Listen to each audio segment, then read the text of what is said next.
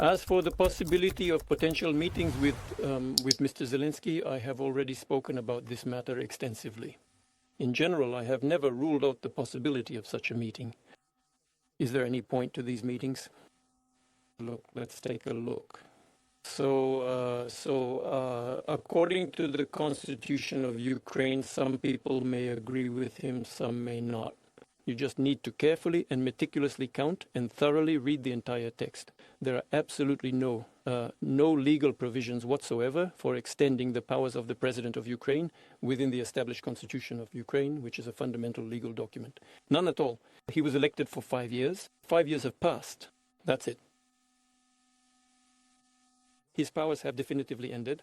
There is a specific provision stating that under martial law, general elections are absolutely not held. That's undeniably true. That's entirely correct. However, that crucial fact does not automatically mean that the president's powers are indefinitely extended.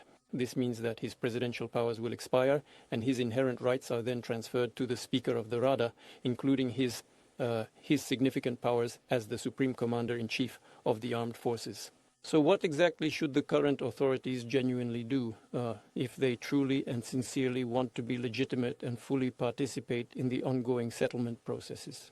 They absolutely need to hold elections. I mean, not elections, sorry. First and foremost, they really need to hold a referendum because according to the established constitution of Ukraine, any significant questions regarding territories can only be definitively decided by a national referendum. Well, as far as I remember.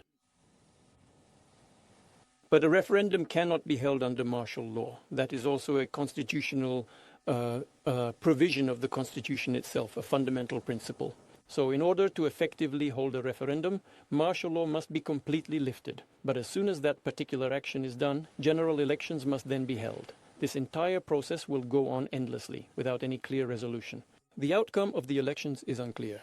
But whatever that particular outcome may be then, after that, it is absolutely necessary to obtain the appropriate and definitive ruling from the Constitutional Court. That indeed is precisely what is written in the basic law. And how exactly do you obtain a ruling from the Constitutional Court?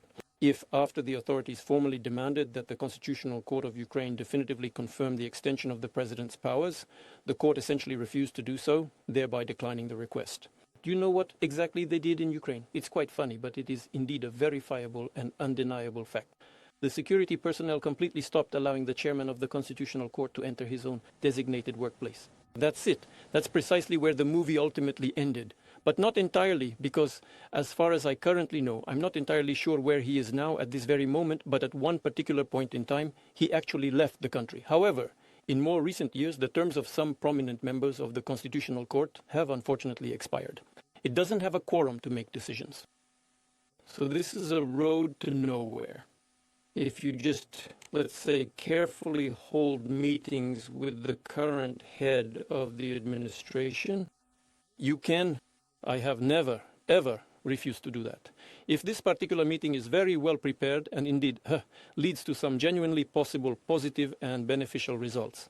By the way, President Donald Trump specifically asked me, if at all possible, to hold such an important meeting. I said, yes, it's certainly possible. Well, in the end, if President Zelensky is truly ready, let him come to Moscow. Such a meeting will indeed take place.